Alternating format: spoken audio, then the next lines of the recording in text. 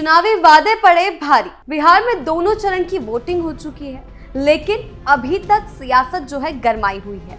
नमस्कार, capital TV Bihar देख रहे हैं आप और मैं हूं आपके साथ शिमानी रत्न। जी हां, वोटिंग हो चुकी है। 14 तारीख को रिजल्ट क्या आता है, इस पर नजरें बनी हुई है सभी की, और किसके वादे बाजी मारते हैं।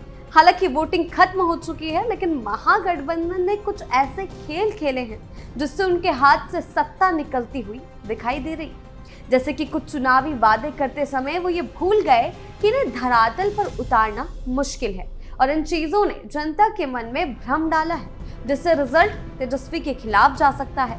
आपको बता दें, सबसे बड़ा वादा है जो महागठबंधन की तरफ से मुख्यमंत्री के चेहरे माने जा रहे राजद नेता तेजस्वी यादव ने बिहार में हर घर नौकरी का जो वादा किया था, वो सबसे बड़ा वादा था। लेकिन चुनाव से पहले इस घोषणा पर महागठबंधन एकजुट नजर नहीं आया था। वहीं कांग्रेस नेताओं का कहना था कि बिहार में सरकारी नौकरी का मुद्दा ही नहीं है। 2023 के ही डेटा को मानकर चले तो तेजस्वी के वादे के तहत बिहार में 2.97 करोड़ सरकारी नौकरियां तो देनी ही होंगी।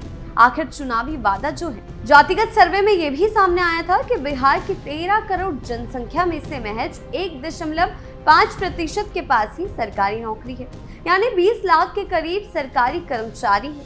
ये आंकड़ा दिलचस्प है। ये बताता है कि जहां बिहार में अब तक महज 20 लाख सरकारी नौकरी है, वहां अचानक 3 करोड़ नौकरियां कैसे पैदा की जाएंगी। ये जरूर है कि हजारों पद खाली पड़े हुए हैं, लेकिन इन्हें भर दिया जाए तो भी इस नंबर में कोई बहुत बड़ा बदलाव नहीं हो जाएगा। अब तक बिहार में ऐसा नहीं देखा गया है। हालांकि तेजस्वी ने वादा तो किया। उनका कहना था कि अगर हमारी सरकार आई तो इस वादे को जरूर उतारेंगे, लेकिन ये वादा धरातल पर उतरने वाला नहीं दिखाई देता है, और गलती से उनकी सरकार बन भी गई तो भी ये वादा धरातल पर नहीं उतरेगा। इसी आधार पर कहा जा सकता है कि तेजस्वी के इस वादे के साकार होने की गुंजाइश बहुत कम है, और इसीलिए उनका ये वादा जो है वो तेजस्वी पर ही भारी पड़ सकता है। उनके वोटिंग फैक्टर को इसने जरूर बिगाड़ा होगा, क्योंकि साफ तौर पर यह दिखाई दिया है कि सिर्फ चुनावी जुमलों में अब बिहार की जनता नहीं आने वाली, और इस तरीके के वादे से उन्हें कोई फर्क नहीं पड़ता है। वहीं ये तो अभी की बात है। अगर शुरू से शुरुआत करें तो बिहार विधानसभा चुनाव में पहले चरण का मतदान 6 नवंबर को हुआ।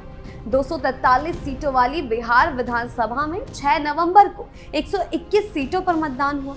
इन 121 सीटों पर महागठबंधन के सहयोगी दलों ने नामांकन तो दाखिल किए थे, लेकिन कई सीटों पर महागठबंधन के सहयोगी दल आपस में ही आमने सामने थे।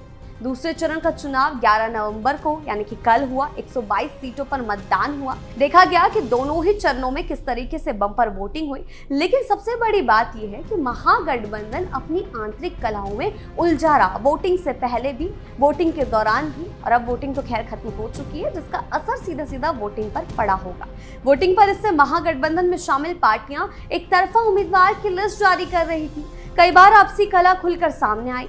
सीट बंटवारा नहीं हुआ, मुख्यमंत्री चेहरे पर पेच फंसा रहा, सीटों पर जंग छिड़ी रही। इन सब ने तेजस्वी के नेतृत्व पर सवाल उठाए, जिससे महागठबंधन की साख को बड़ा नुकसान पहुंचा है। जी हां, वोटिंग से पहले जितने भी मतभेद चल रहे थे, उसने वोटिंग पर बड़ा असर डाला है, और इसने वोटिंग पर असर डाला होगा तो ये बड़ा फैक्टर हो सकता है कि महागठबंधन की हार का। और फिर फाइनली जब महागठबंधन के मुख्यमंत्री चेहरे की घोषणा हुई थी, तो उसमें भी राहुल गांधी मौजूद नहीं रहे, वो गायब ही थे, जिसने उस घोषणा को और भी ज्यादा फीका कर दिया था। तो जनता अब सिर्फ चुनावी जुमलों या वादों से तो खुश होने वाली नहीं, उसे अच्छा नेतृत्व चाहिए। लेकिन जब खुद का गठबंधन तेजस्वी पर यकीन नहीं करता, तो जनता के मन में सवाल उठना जायज है।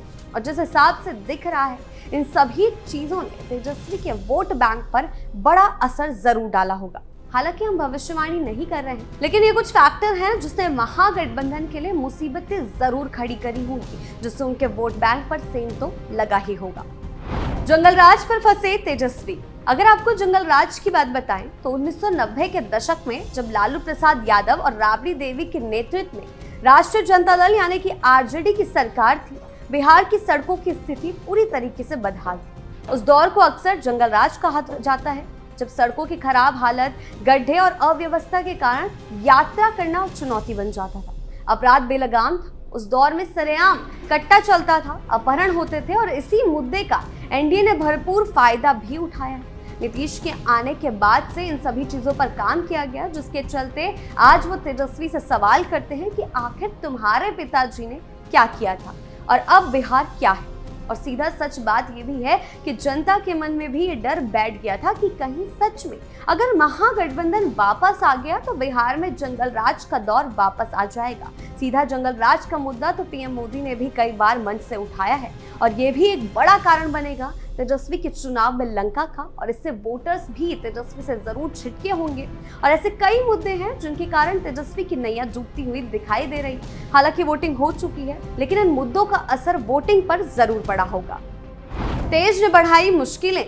कहा जा सकता है कि तेज प्रताप यादव भी तेजस्वी यादव की राजनीतिक राह में एक बड़ी चुनौती रहे हैं पूरे चुनावी समर के दौरान। बड़े भाई होने के नाते उन्हें से सहयोग की उम्मीद की जाती थी। हालांकि उन्हें पार्टी और परिवार से बाहर कर दिया गया था, लेकिन उन्होंने खुद ही कई मौकों पर तेजस्वी की मुश्किलें बढ़ाने का काम किया। कभी मंचों पर उन्हें बच्चा कहना, तो कभी ये कहना कि तेजस्वी को झुंझुना थमाने की बात करना, उनके नेतृत्व पर सवाल उठाना, ये उनके उठाए गए मुद्दों को जनता से जुड़ा ना बताना, इन सब ने तेजस्वी की छवि और उनके नेतृत्व पर सीधा असर डाला है। ऐसे बयानों ने न केवल परिवार के भीतर मतभेदों को उजागर किया, बल्कि विपक्ष और जनता के बीच ये सीधा सीधा संदेश दे दिया कि राजद में अंदरूनी असहमति गहरी है। और यही वजह है कि अगर तेजस्वी को किसी राजनीतिक नुकसान का सामना करना पड़ता है तो उसकी एक बड़ी वजह तेज प्रताप यादव भी है।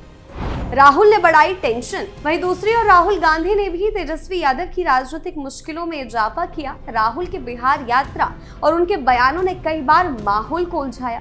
सीट शेयरिंग को लेकर कांग्रेस और राजद के बीच बनी असहमति ने महागठबंधन की एकता पर बड़े सवाल खड़े किए।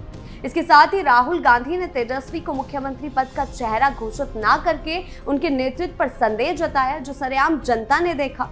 इस वजह से तेजस्वी की छवि को नुकसान पहुंचा और मतदाताओं के बीच ये संदेश गया कि गठबंधन के भीतर ही नेतृत्व को लेकर एक राय नहीं है, जिसका असर वोटिंग पर पड़ा होगा।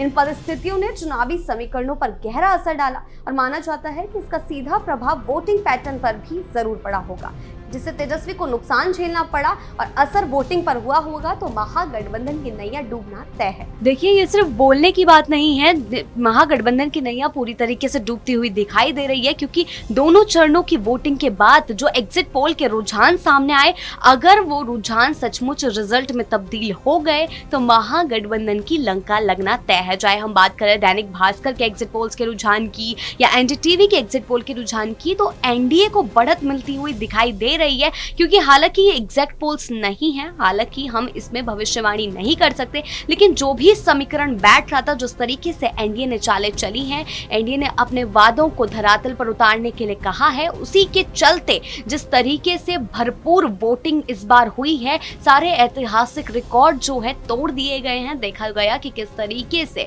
सारे दोनों चरणों में एक के बाद एक वोटिंग का फैक्टर हर घंटे रिकॉर्ड तोड़ते गया। ऐतिहासिक ये रिकॉर्ड बन गया है बिहार चुनाव का। इस बार जो समीकरण था वो बेहद दिलचस्प था। हर एक चीज में देखने को मिला कि किस तरीके से, चाहे हम रुझानों की बात करें, चाहे हम वादों की बात करें, चाहे हम समीकरण की बात करें, लड़ाई झगड़े आरोप प्रत्यारोप ने पूरी राजनीति को गरमा कर रखा और इसी का अंजाम अब देखने को मिल रहा है। हालांकि ये देखने वाली बात होगी 14 तारीख को कि जनता का जनादेश क्या है, जनता ने क्या जनादेश दिया है, जनता क्या चाहती है, जनता का फैसला क्या है, जनता ने किसके वादों पर यकीन किया है, जनता किस पर भरोसा करती है। लेकिन फिलहाल जो एग्जिट पोल सामने आए थे कल दूसरे चरण के चुनाव के बाद, यानी कि वोटिंग खत्म हो चुकी है, उसके बाद जो एग्जिट पोल सामने आए उसने ये तो साबित कर दिया कि एनडीए फिलहाल बढ़त में दिखाई दे रहा है। और अगर ये रुझान फैसले में तब्दील होते हैं, रिजल्ट में तब्दील होते हैं, तो महागठबंधन की नैया डूबती हुई साफ तौर पर दिखाई दे रही है, जो आगे चलकर उन पर एक बड़ा सेंध लगाने वाली है। तेजस्वी की इमेज पूरी तरीके से गिरने वाली है अगर ये एग्जिट पोल के रुझान आगे चलकर सचमुच रिजल्ट में बदल गए तो तेजस्वी के नेतृत्व क्षमता पर बड़ा दाग जरूर लगने वाला है। अब देखने वाली बात ये होगी कि 14 तारीख को जनता का फैसला क्या होता है। देखिए, ये तो सिर्फ कुछ ही कारण हैं जिन्हें गिनाया गया है, लेकिन इसके अलावा भी कई ऐसे पहलू हैं जिन्होंने तेजस्वी यादव की राह मुश्किल बना दी है। खासकर सिर्फ मुस्लिम वोट बैंक को साधने की उनकी रणनीति उन पर भारी पड़ती दिखाई दी। इससे और समुदायों में ये संदेश गया कि राजद की राजनीति एक तरफा होती जा रही। हालांकि अब ये देखना दिलचस्प होगा कि इन सभी बातों का असर वोटिंग पर कितना पड़ा, लेकिन इतना तो तय है कि इन मुद्दों ने तेजस्वी की परेशानियां जरूर बढ़ाई है।